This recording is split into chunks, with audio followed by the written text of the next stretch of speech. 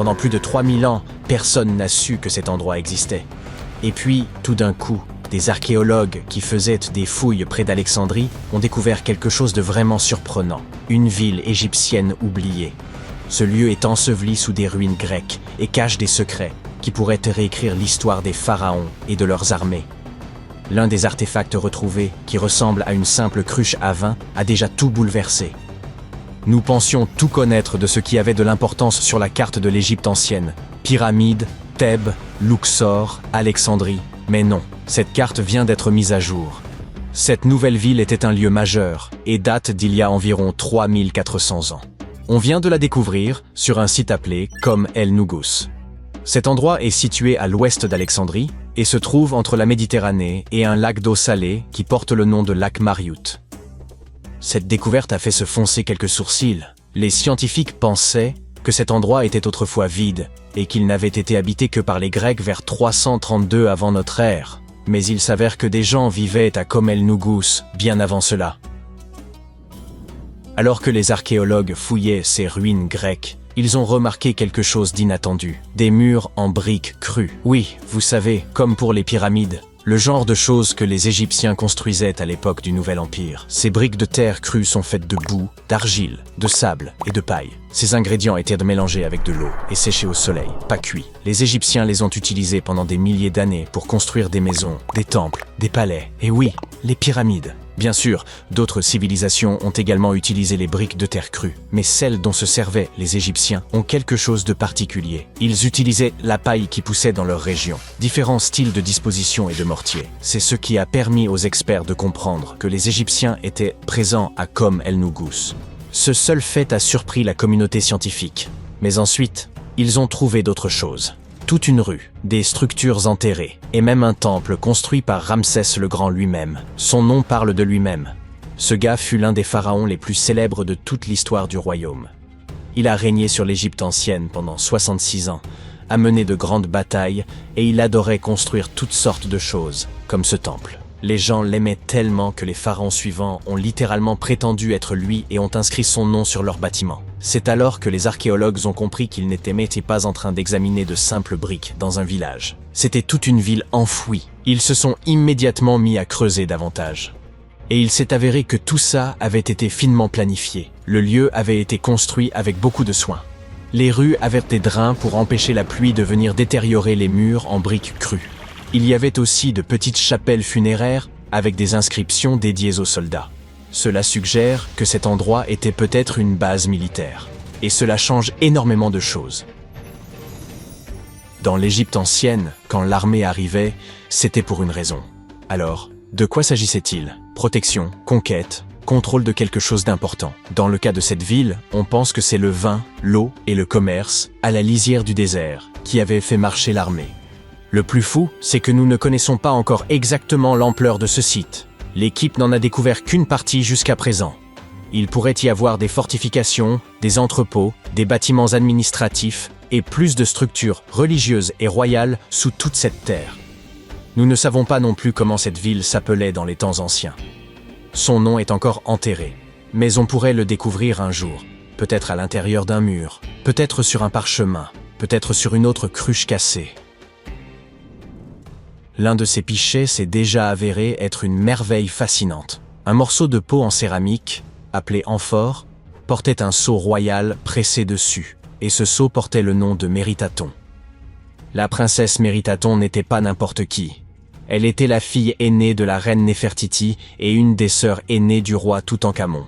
Oui, c'est exact. Néfertiti et Toutankhamon ont bien leur place dans cette histoire. Tout cela s'est déroulé environ un siècle avant que Ramsès le Grand ne construise l'un de ses temples ici. Il semble que la ville ait été fondée à l'époque d'un autre pharaon, le pharaon Akhenaton, époux de la reine Néfertiti, père de la princesse Méritaton et du futur roi Toutankhamon.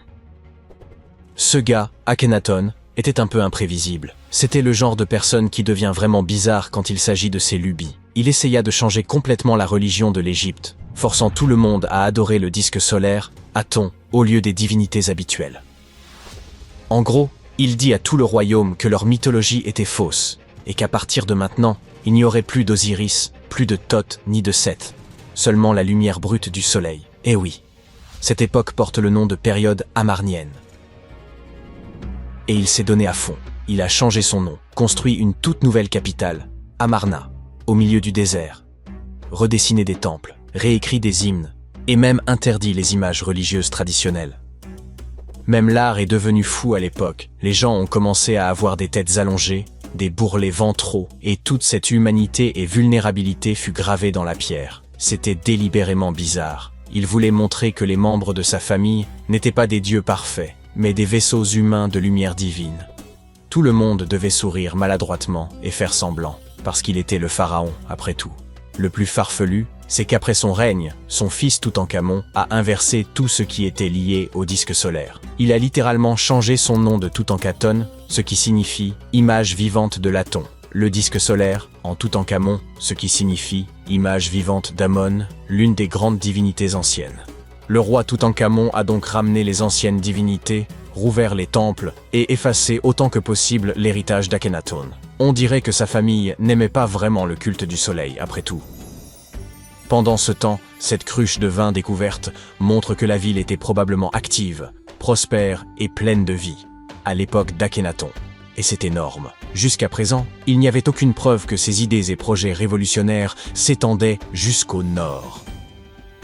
La cruche montre également que les vignobles et la production de vin existaient au nord du royaume. Le vin était vraiment une affaire de grande importance, justifiant l'établissement d'une base militaire. La princesse Méritaton a très probablement utilisé cette cruche. Tout comme son frère, elle est née sous le signe du soleil et fut nommée d'après celui-ci. Son nom, également orthographié Méritaton, signifie « bien-aimé de l'Aton ».